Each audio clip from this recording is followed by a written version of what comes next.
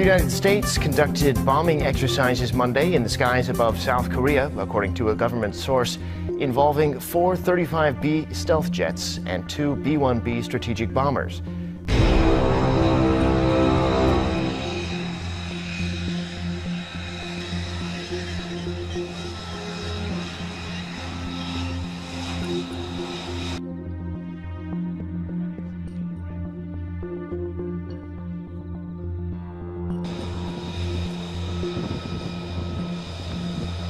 The bombing exercises were reportedly a warning to North Korea over its recent nuclear and missile provocations, coming 3 days after Pyongyang fired another ballistic missile over Japan. The source said the U.S. bombers trained together with 4 South Korean F-15K fighter jets and then returned to their bases in Japan and Guam. This was the second time the F-35 and B-1B fighters have held joint bombing exercises since August 31st.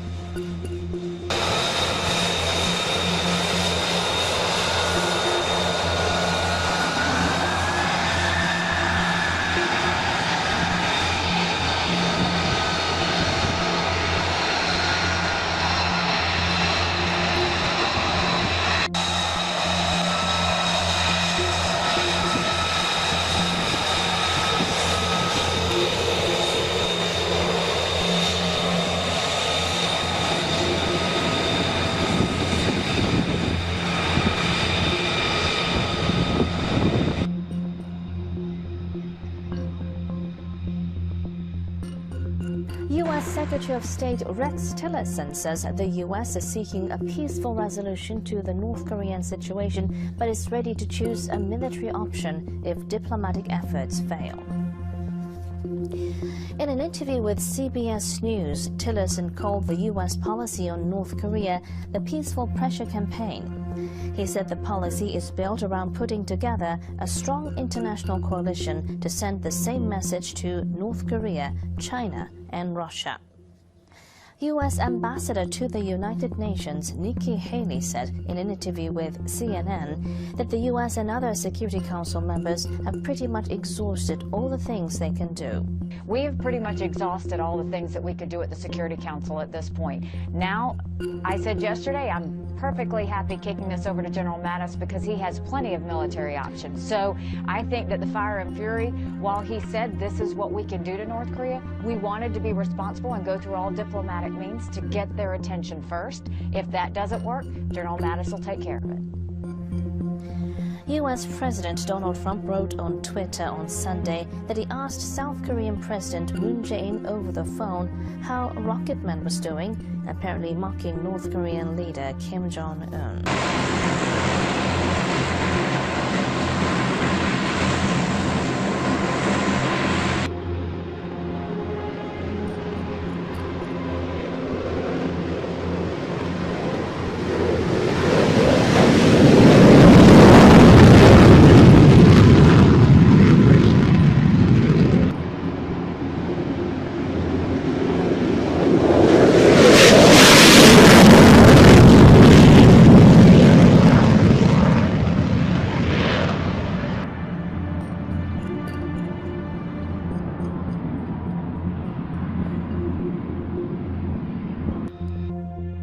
This regime is so close now to threatening the United States and others with a nuclear weapon that we really have to move with a great deal of urgency on sanctions, on diplomacy, and on preparing, if necessary, a military option. Sanctions, diplomacy, preparing, if necessary, a military option. Is there really a military option? We talked about, 24 million people in Seoul. I mean, it could be just totally devastating, and the cost just unimaginable.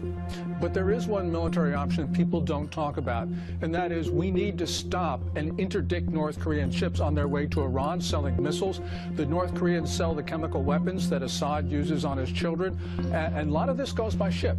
Now, the Security Council on September 11th did not give us the authority to board ships without permission of the ship owner, But at this point, we don't need that authority, Eric, because the North Koreans have given it to us themselves.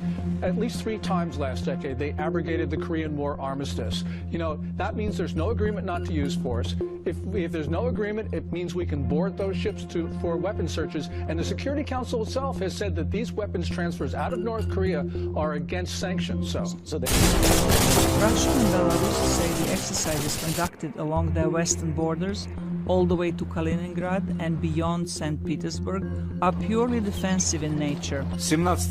On September 17, a new stage of drills begins. During this new stage, we will work out methods of operations of troops and forces in carrying out military actions to repel aggression towards the Union state of Russia and Belarus. But military observers say the drills include mock invasions of 2 fictitious countries, similar to Poland and Lithuania, making those countries nervous. An Estonian analyst notes that Russia conducted large-scale military drills before invading Georgia and Crimea. We have seen the exercises that were held 4 years ago and 8 years ago, and it is pretty clear to us what are they actually rehearsing, in spite of their officially declared scenarios.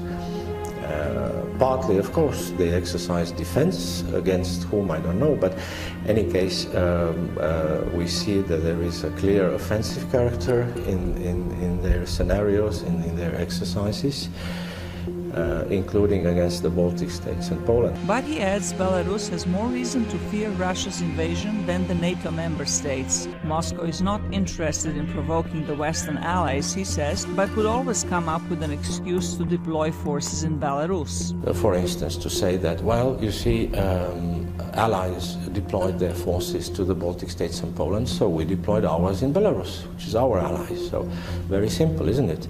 So as if this is just a Russian response, not another aggression. A spokesman for the Belarus Defense Ministry says the number of Russian troops participating in the joint drill is much smaller than the 7,000 local troops. By the beginning of the drills, all units of Russian forces, around 3,000 servicemen, were deployed on the territory of Belarus, and no other units will arrive. The Zapad 2017 exercises end September 20th. Even before that, Russia is scheduled to begin a new set of joint land and sea military drills with China on its eastern coast Monday. The 2 nations already conducted naval drills in July in Russia's Baltic Sea. Their stated goal is improving security in the world's oceans, but many see them as a show of force against NATO. 𝐔sa 𝐍ews, VOA News, Washington.